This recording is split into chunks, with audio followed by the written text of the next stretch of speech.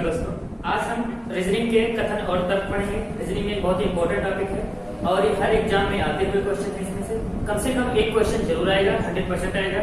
कथन निष्कर्ष के भी क्वेश्चन आते हैं, कथन पूर्व अवधारणा के क्वेश्चन आते हैं, कथन और तर्क के क्वेश्चन आते हैं। तो आज हम पढ़ेंगे कथन और तर्क। कथन और तर्क। कथन एक स्टेटमेंट देकर रहता है प्रश्न में और उसका दो तर्क दिया रहता है, दो प्रकार से तर्क दिया रहता है। तर्क में दिया रहता है कथन और तर्क। तर्क समझते हैं कि ठोस कब हमारा तर्क माना जाएगा और कब तर्क कमजोर माना जाएगा। अगर हम इसको जान गए हैं तो हमारा क्वेश्चन 100 का 100% सही होगा। इसका न कोई सूत्र होता है, न कोई लॉजिक होता है। हम बेसिकली अपने माइंड बेस पर, अपने सोच पर इसको सॉल्व करते हैं। जितनी हमारी सोच विस्तारवादी रहेगी उतने ही अच्छे से क्वेश्चन हमारे सॉल्व होंगे। तो आइए हमारे बोर्ड पर लिखा हुआ कुछ तो स्टेप है, उसको समझते हैं कैसे क्या होगा। तो पहला स्टेप है स्ट्रॉन्ग और वीक। दो आर्ग्यूमेंट के दो ऐसे पोर्शन हैं जो कि हम समझेंगे वन बाय वन। ठोस कब होगा और कब वीक होगा। तो वीक फर्स्ट स्टेप हमारा है यूनिवर्सल ट्रुथ। यूनिवर्सल ट्रुथ अर्थात सार्वभौमिक सत्य। सार्वभौमिक सत्य का तात्पर्य है कि जैसे सार्वभौमिक सत्य घटनाओं पर है वो घटित होना ही होना है।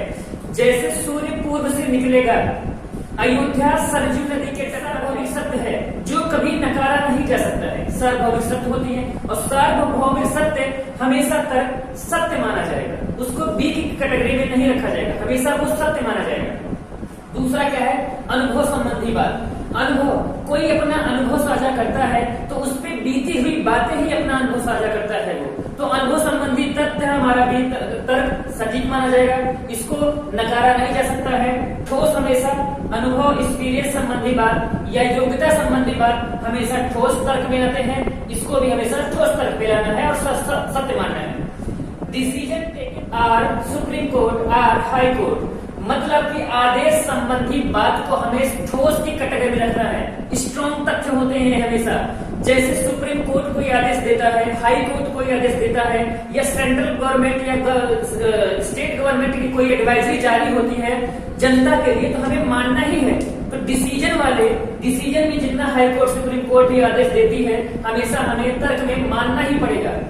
और ऑन वन वे एक रास्ता, एक मात्र, एक तरीका। वन वे मतलब एक तरीका है। एक तरीके वाली जहां भी बात आए वहां हमें तर्क को ठोस मानना है। एक तरीका का तात्पर्य है कि एक के अलावा भी और भी कई रास्ते हैं। इसके अलावा हाँ एक तरीका है, इसके अलावा भी और तरीके हैं जो कि इस कार्य को संपन्न करने में सहयोग हो सकता है। तो वन वे का मतलब होता है एक तरीका। ये जितने भी इस टाइप जितने पोर्शन में लिखे गए हैं सारे हमेशा ठोस में आते हैं। इधर वाले जो स्टेप हैं वो हमेशा वीक कैटेगरी में आते हैं। तो वीक हमारा तर्क कब होगा जब ओनली वे, जब तर्क में केवल और एकमात्र शब्द का प्रयोग हो। जब शब्द में केवल और एकमात्र जैसे आपको मिले तर्क में तैसे आपको उसे हमेशा गलत मानना है। वैसे उसमें कुछ सोचना विचारना नहीं है, पढ़ना है, टाइम वेस्ट नहीं करना है। बेसिकली एग्जाम में हमें टाइम नहीं बचाना है। तो जैसे हमें तर्क में केवल और एकमात्र शब्द का प्रयोग करे मिले तुरंत आपको वो तर्क गलत मानना है। उसके बाद दूसरा है एडवाइस, सलाह संबंधी बात। तर्क कथन में अगर कथन दिया हो उसका दो तर्क दिया हो और उसमें सलाह संबंधी बात कही गई हो तो सलाह कोई देता है, अच्छी भी देता है, गलत भी देता है। सही भी होती है सलाह, गलत भी होती है। तो सलाह वाली बातें बिल्कुल हमें नहीं माननी है। ऐसे में तर्क हमेशा कमजोर होगा, वीक होगा। लास्ट है तुलना करना, कंपेयर करना। ठीक, कंपेयर करना मतलब कि जैसे किसी देश से देश की तुलना की जाए, किसी राज्य से राज्य की तुलना की जाए, हमारी और आपकी तुलना की जाए, किसी व्यक्ति विशेष से तुलना की जाए। जैसे कि दो दोस्त पढ़ते हैं एक क्लास में, एक ही क्लास में जैसे दो दोस्त पढ़ते हैं तो एक की मम्मी ने कहा कि देखो चिंटू सुबह क्या कहते हैं, सुबह उठता है, रोज पढ़ाई करता है 4 घंटा, वो कितना स्मार्ट है, रोज कॉलेज भी जाता है, तुम सोते हो बेड पे गंधाते रहते हो। तो क्या कहते हैं, ये तुलना करना गलत बात है। ठीक है ना। तो अपनी मम्मी से ऐसा मत करिए कि सर हमारे क्या कहते हैं बताए हैं कि तुलना किसी से नहीं करना है, मम्मी गलत बात है। नहीं तो ऐसा अगर करोगे कि मम्मी सर बताए हैं तो हमें भी पिटवाओगे और तुम्हारे तरफ एक फ्लाइंग चप्पल आएगी और तुम भी पिट जाओगे। तो तुलना संबंधी बात जो होता है हमेशा गलत माननी है। तुलना संबंधी बात हमेशा गलत माननी है, जो कि हमेशा कंपेरिजन नहीं करना है। ठीक। उसके बाद अंधविश्वास वाली बातें हमेशा नकारात्मक होती हैं, ठोस नहीं होती हैं, कमजोर होती हैं। अंधविश्वास वाली बातें हमेशा नहीं माननी है। तो ये कथन और तर्क में ये जो स्टेप हैं 4 ठोस वाले हैं, 4 वीक वाले हैं। आप इसका स्क्रीनशॉट ले लीजिए, उसके बाद आगे हम प्रश्न को सॉल्व करते हैं, कैसे करेंगे कैसे नहीं। हाँ तो दोस्तों इस पे क्वेश्चन करते हैं, फिर आगे समझते हैं कैसे क्या करते हैं। तो पहला क्वेश्चन हमारा कथन है कि क्या भारत में भविष्य में माता पिता को वर्तमान में 2 या कई बच्चों के मुकाबले एक के लिए बाध्य किया जाना चाहिए। मतलब कथन क्या कह रहा है, इसको पहले ध्यान से समझिए। क्या भारत में माता पिता को 1 या कई बच्चे के पैदा करने के लिए बाध्य किया जाना चाहिए? तो तर्क क्या कह रहा है? अब तर्क में 2 बातें ध्यान देनी है। एक तो रहता है हाँ, दूसरा रहता है नहीं। एक रहता है हाँ, एक रहता है नहीं। जैसे तर्क में रहता है यस और नो, तो यस और नो से हम क्वेश्चन का अंदाजा सही या गलत का नहीं लगाएंगे। यस के पीछे रीजन देते हैं। रीजन फैक्ट बताता है, क्या रीजन देता है। ये रीजन यस वाली बात भी सही हो सकती है, नो वाली बात भी सही हो सकती है। तो हमें देखना है कि ये यस में क्या रीजन है और नो में क्या रीजन है। मतलब कि फैक्ट वाली बात जाननी है। यहाँ पे फैक्ट वाली बात, फैक्ट सही होगा तो हमारा तर्क सही होगा, फैक्ट गलत होगा तो तर्क गलत होगा। मतलब कि हाँ के पीछे वाला फैक्ट, हाँ इस हाँ से और नहीं से हम आंसर नहीं निकाल पाएंगे। हाँ और नहीं के पीछे हम फैक्ट जानेंगे, रीजन जानेंगे, इसके पीछे रीजन क्या दिया गया है। तो दिया गया है, कह रहा है हाँ भारत की सदैव बढ़ती रहने वाली जनसंख्या को नियंत्रित करने के लिए यही एकमात्र तरीका है। दोस्तों हमने बताया था ना कि एकमात्र तरीका, केवल एक तरीका, हमेशा जैसे भी आप बीच में देखें तुरंत आप गलत काटिए। क्योंकि अगर यहाँ भारत की सदैव बढ़ती जनसंख्या नियंत्रण करना है तो क्या आप किसी के माता पिता को जबरदस्ती बाध्य करेंगे?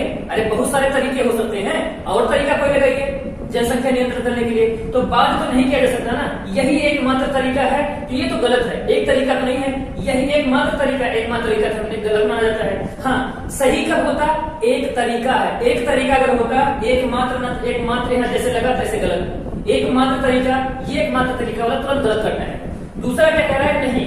इसके पीछे नहीं का मतलब क्या है? रीजन समझते क्या कह रहा है? नहीं। इस तरह के दबाव डालने की युक्ति विश्व में कोई भी देश नहीं अपनाता है। दोस्तों आपने अब ध्यान दीजिए, मैंने एक बात बताया था जब आपको फैक्ट समझा रहे थे, उसमें बताया था कि तुलना संबंधी हमेशा फैक्ट, तुलना संबंधी वाले तर्क हमेशा अमान्य होंगे। जैसे कि कह रहा है कि विश्व के कोई भी देश, विश्व मतलब कि किसी देश की कंट्री से कंट्री का कंपेयर करना, राज्य से राज्य का कंपेयर करना, हमेशा कभी किसी के कंपेरिजन नहीं करना है, तुलना नहीं करना है। जैसे तुलना वाली बात हुई तैसे यहाँ दोनों गलत हो गया। तो इसका आंसर क्या होगा? आंसर में है फर्स्ट व सेकेंड अनुसरण नहीं करता है या अमान्य है। कोई भी क्वेश्चन रहेगा इसमें तो आपको 4 ऑप्शन दिए रहेंगे इसमें, और आपको चुनना है कि फर्स्ट व सेकेंड दोनों अमान्य है। ठीक है। हाँ तो अगला क्वेश्चन आपके सामने रहा, ये कह रहा है कथन कि क्या गर्भावस्था के दौरान लिंग निर्धारण परीक्षण पर पूरी तरह प्रतिबंध लगा दिया जाना चाहिए? इसका तात्पर्य कह रहा है कि क्या किसी अजन्मे बच्चे का लिंग निर्धारण क्या हम मेल है या फीमेल है, इसका जानने का अधिकार हमें है या नहीं? तो हमारा कथन क्या है? तर्क क्या बता रहा है? कह रहा है कि हाँ, तर्क में कह रहा है कि हाँ इसमें मादा भ्रूण की हत्या होती है, अंततः असंतुलन होता है। तर्क में कह रहा है कि हाँ इसमें मादा भ्रूण की अंधाधुंध हत्या होती है और अंततः असंतुलन होता है। जाहिर सी बात है, कह रहा है तर्क में कि हाँ मादा भ्रूण में इसकी अंधाधुंध हत्या होती है और असंतुलन होता है। समाज में हमारे सभी बेटा चाहते हैं, बेटियों को कोई जन्म देना नहीं चाहता है, तो लिंग जांच क्यों, परीक्षण क्यों कराना चाहते हैं? क्योंकि हम बेटा चाहते हैं, बेटी चाहते नहीं है। अगर परीक्षण करवाते हैं, अगर ये फीमेल हुई तो उसका क्या कहते हैं अबॉर्शन करवा देते हैं। अब जब ऐसी बेटियों का बार बार अबॉर्शन होता रहेगा तो एक समाज में बेटे ज्यादा हो जाएंगे, बेटियां कम हो जाएंगी, तो एक समाज में असंतुलन हो जाएगा नहीं। इसका मतलब तब फैक्ट हमारा जो है, हाँ के पीछे एक फैक्ट जो है वो सत्य है। इसका मतलब कि पहला हमारा अनुसरण करता है। दूसरा क्या कह रहा है? नहीं। दूसरा नहीं के कह रहा है कि नहीं के पीछे फैक्ट क्या लिखते हैं कि लोगों को उनके अजन्मे बच्चे के बारे में जानने का अधिकार है। इसका इनडायरेक्टली तात्पर्य है कि हम गॉड बन जाए। गॉड मतलब कि हमें अपने बच्चों को बिना जन्म से पहले ही वो लड़का है या लड़की है इसका जानने का अधिकार अधिकार है। तो ये तो अंधविश्वास वाली बात है ना, अंधविश्वास वाली बात हमेशा नहीं माननी है, तो ये हमारा गलत। तो क्या यहाँ पे रहेगा, हमारा आंसर रहेगा केवल केवल केवल फर्स्ट अनुसरण करता है।